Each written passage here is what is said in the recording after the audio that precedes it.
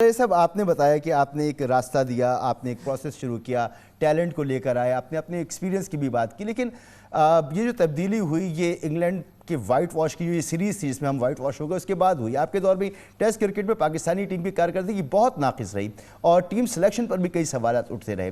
اس حوالے سے آپ کیا کہیں گے؟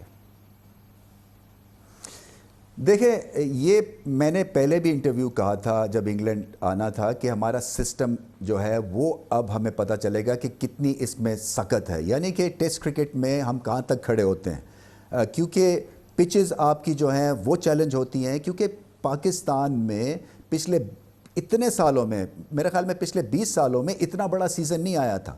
سو ہمیں ورثے میں ایسی چیزیں ملیں جہاں پہ پچ ہی نہیں، کسی کو پتہ ہی نہیں تھا بنانی کیا ہے. سو میں نے سیدھا پھر کوشش کی. ابھی بھی آسٹریلیا سے مٹی آئی ہوئی ہے اور وہ پڑی ہوئی ہے، کیونکہ میں ایکسپیریمنٹ کرتے رہنا ہے ہمیں.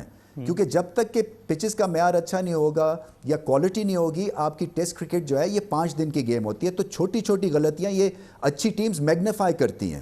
مگر اس کے باوجود آپ جو مرضی کر لیں، سری لنکا میں گال جیسی اسکوئر ٹرنر کے اوپر ریکارڈ رن چیز کیا اور ٹیسٹ میچ جیتے آپ. اسی طرح سے آپ نے بنگلہ دیش میں جا کے ٹیسٹ سیریز جیتی جو آپ کے پاس اس وقت موجود تھا. یہ اب بڑی ٹیمز آئی ہیں. آسٹریلیا سے آپ بڑا اچھا کھیلے. ایک کراچی کا ٹیسٹ میچ جو تھا وہ ورلڈ ریکارڈ آپ نے ڈرا کیا، جس میں بابر اعظم نے 196 کی اننگز کھیلی تھی. دنیا میں ہیڈ لائنز لگی. اس ٹیم کے فینز جو ہیں اس کو اون کرتے ہیں. اوپر نیچے چلتا ہے، مگر ابھی بھی اگر آپ باہر سڑک پہ کھڑے ہو جائیں نا تو آپ میری جا کے پاپولیرٹی جج کر سکتے ہیں. مجھے اس میں کوئی شک نہیں ہے کہ فینز میرے ساتھ ہیں. اور میرا مقصد چینلز پہ آ کے صرف ایک ہی بات ہے، مجھے یہ نوکری واپس شاید کبھی بھی نہیں چاہیے ہوگی، مگر ایٹ لیسٹ سب کو یہ پتہ ہونا چاہیے کہ اس انسٹیٹیوشن کے ساتھ اس طرح کی حرکتیں نہیں ہونی چاہیے. اور فینز جو ہیں میں ان کو جگاتا رہوں گا کہ یہ غلط ہوا ہے جو ہوا ہے. جی رویندر رئیس صاحب، آپ کا جو تجربہ ہے ڈیفینیٹلی آپ طویل عرصے سے کرکٹ کے ساتھ وابستہ ہیں اور ہر جگہ آپ موجود ہوتے ہیں، آپ کمنٹری بھی کرتے ہیں، آپ اس پہ اپنا انالیسس بھی دیتے ہیں، ساری چیزیں اپنی جگہ. پھر آپ نے کرکٹ بورڈ کے چیئرمین بننے کے بعد پاکستان کرکٹ کے اسٹرکچر کو تبدیل کیا، پھر اس میں جو آپ کی کارکردگی ہے وہ آپ بیان فرما رہے ہیں. لیکن یہ پچ کا جو معاملہ ہے سر، یہ تو بڑا بنیادی ہے، اسی پہ تو کرکٹ کھیلی جاتی ہے. انگلینڈ کے ساتھ اپنی ہوم سیریز، ہماری جو ہوم کنڈیشنز تھیں، آپ ان کو اپنے لیے استعمال نہیں کر سکے. ہم اپنی پچز اپنی مرضی کی نہیں بنا سکے، ہمیں ہزیمت کا سامنا کرنا پڑا. وائٹ واش ہوا پاکستان پہلی مرتبہ اس طرح کی سیریز میں. تو سر یہ تو بڑی بنیادی سی چیز ہے. نہیں، بنیادی چیز نہیں ہے. پچ بنانا بہت مشکل کام ہے. یہ آئی تھنک لوگ سمجھتے ہیں کہ کیونکہ ہوتا کیا رہا ہے، ہوتا یہ ہے کہ جو آپ کی سیکنڈ ٹیئر کی ٹیمز پاکستان آتی رہیں جہاں پہ پچ جو تھی وہ ان کویسچن نہیں ہوتی تھی، کیونکہ آپ ایک آرڈنری پچ کے اوپر بھی آپ کو ریزلٹس مل جاتے تھے، کیونکہ آپ کی سکل لیول جو تھا اس ٹیم سے بہتر تھا. جب آپ سے اچھی ٹیمز آنی شروع ہوئی اور انہوں نے ایک الگ برانڈ، دیکھیں انگلینڈ جو برانڈ کھیل گیا ہے یہ دنیا میں ایسا نہیں ہے. آپ کو انہوں نے ریلنٹلیس پریشر میں رکھا.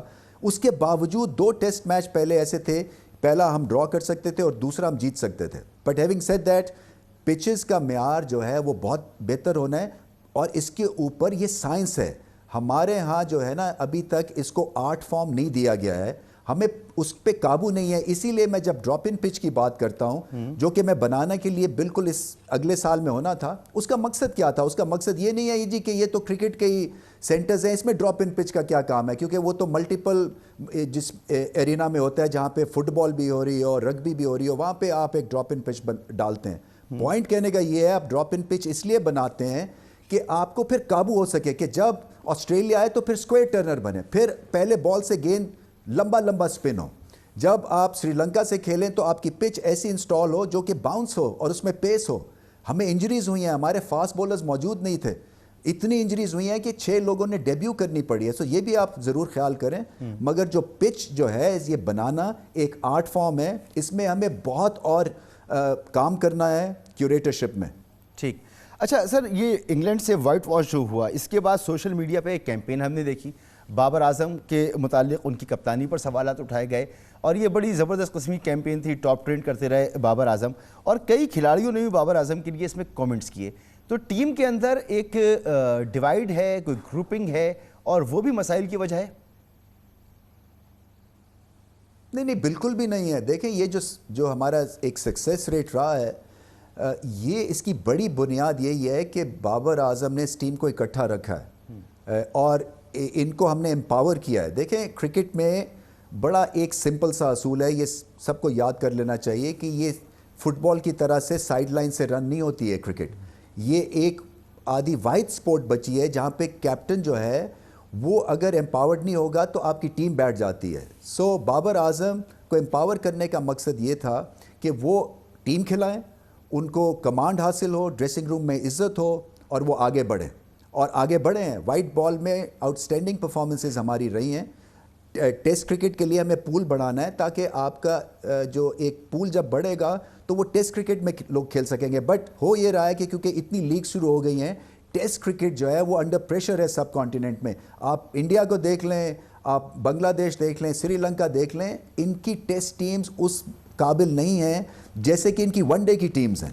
سو یہ بھی ایک آگے چل کے بات کرنے کی ضرورت ہے, اس پہ ڈیبیٹ ہونی ہے کہ ٹیسٹ کرکٹ کو اہمیت دینی ہے, پرائیورٹی دینی ہے, اور اس میں ینگسٹرز کو انوالو ہونا ہے. آج کل جو ایک ینگسٹر ہے وہ یا T20 کے لیے, لیگ کے لیے اپنے آپ کو پریپیئر کرتا ہے, یا وائٹ بال کرکٹ پاکستان کے لیے کھیلنا چاہتا ہے. 4 ڈے کرکٹ اور 5 ڈے کرکٹ کے لیے ینگسٹرز کو انگیج کرنا مشکل بات ہے, کیونکہ یہ مشکل آرٹ ہے, یہ مشکل فارمیٹ ہے, اس میں آپ کو فٹنس چاہیے. سو بابر اعظم کو بہت کریڈٹ جاتا ہے کہ ہار جیت میں انہوں نے ڈریسنگ روم کا ماحول نہیں خراب ہونے دیا.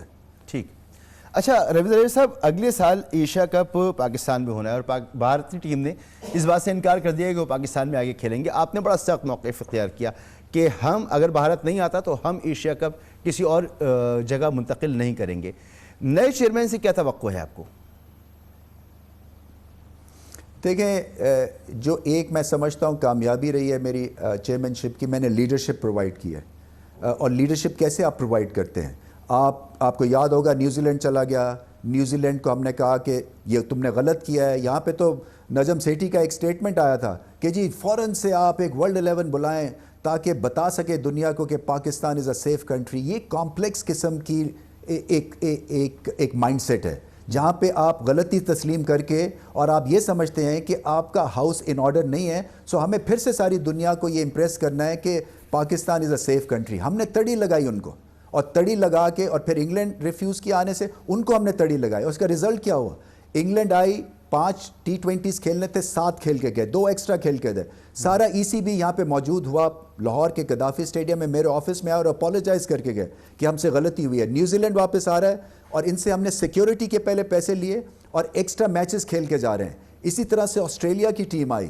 سو لیڈرشپ یہ ہوتی ہے, جب آپ کو ایشین کرکٹ کاؤنسل نے ایک ٹورنامنٹ کرنے کو کہا ہے اور پاکستان اس کا ہوسٹ ہے, اس کے بعد انڈیا سے آواز یہ لگتی ہے کہ جی ہم پاکستان نہیں جائیں گے اور ہم ایشیا کپ بھی پاکستان سے لے کے کسی نیوٹرل ٹیریٹری پہ اس کو کھلائیں گے, تو اس کا کیا رسپانس کیا ہونا چاہیے؟